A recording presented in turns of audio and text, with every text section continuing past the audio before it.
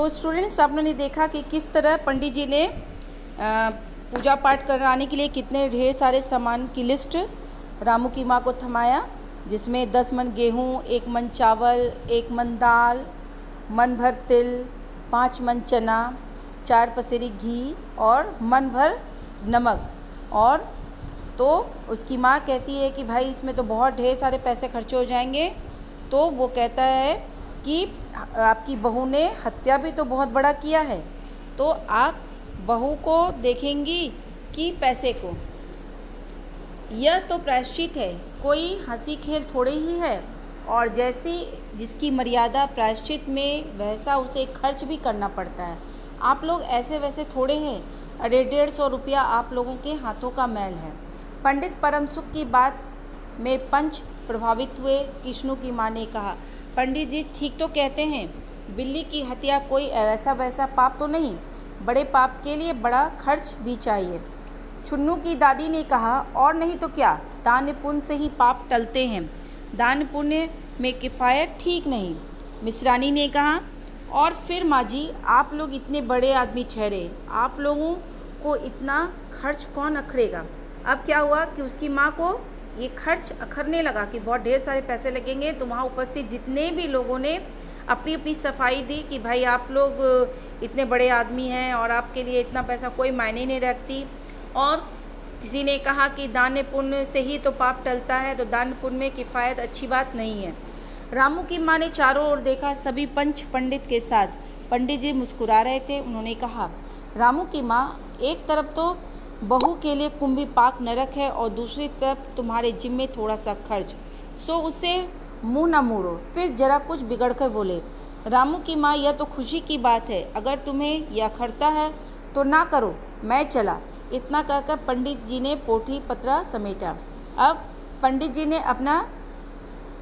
अपनी जाल बिछानी शुरू कर दी और वो बताने लगा कि ये जो है आपको पैसा खर रहा है और एक तरफ जो आपकी बहू जो है नरक की जैसी ज़िंदगी जीने के लिए तैयार रहेगी, नरक की ज़िंदगी जिएगी, और इसमें थोड़ा सा खर्च हो रहा है तो क्या बात है, आप तो खुशी खुशी से कर सकती हैं, लेकिन अगर आपको अखड़ रहा है तो मैं यहाँ से जा रहा हूँ।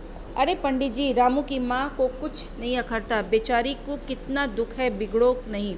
मिश्रानी, छुन्नू की दादी और किष्णु की माँ ने एक स्वर में कहा। रामू की माँ ने पंडित जी के पैर पकड़े और पंडित जी ने जमकर आसन लगाया।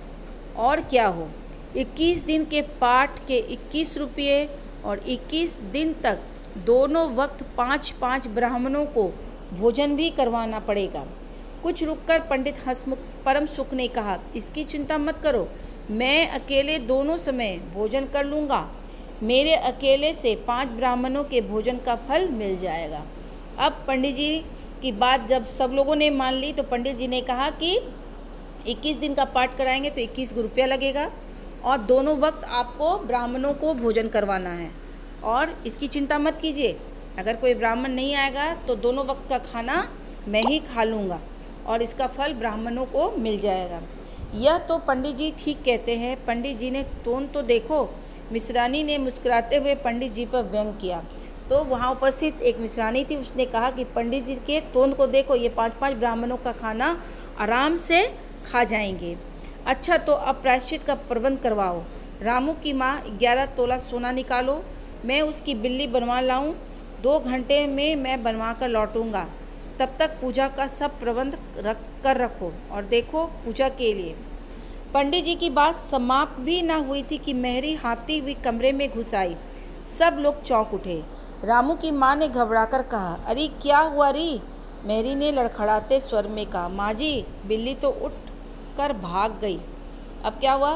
पंडित जी ने पूरा बंदोबस्त कर दिया और बोला कि बस अब सोना निकालो और मैं जा रहा हूँ बाज़ार से 11 तोलों का मैं सोने की बिल्ली बना कर लाऊँगा, तब तक तुम पूरे पूजा के सामान का प्रबंध करके रखो। और उसी समय घर की जो नौकरान, मेहरी का मतलब नौकरानी जो है, घर के अंदर प्रवेश करती है और सबके सामने कहती है कि माँ जी, बिल्ली तो मरी ही नहीं, वो उठकर भाग गई, है ना।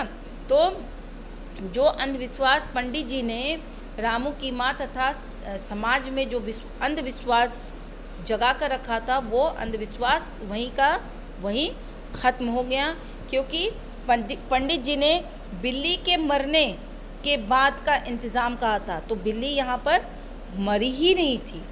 तो पंडित जी ने जो भी जाल बिछाया वो सभी नाकामयाब हो गया।